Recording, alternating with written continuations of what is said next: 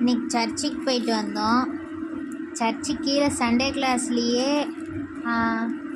தோசை, பூரி, அதுக்கப்புறம் chicken lollipop, அங்கே எடுத்துருக்கணும், spring roll எல்லாத்தையும் விற்றுட்டு இருந்தாங்க.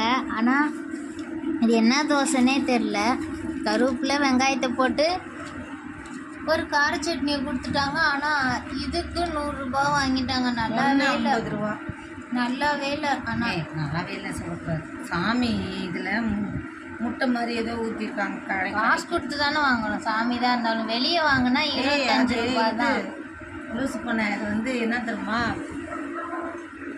என்ன சொல்லுவாங்க, அர்ப்பின் பண்டிகைன்னு ஒரு பண்டிகை வரும். அப்போ இதெல்லாம் வந்து 20 ரூபா 30 ரூபா ஒன்று.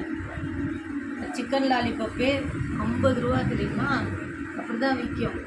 சிக்கன் லாலிபப்பு வெளியும் அதிகமாக தான் விற்கும். ஆனால் இந்த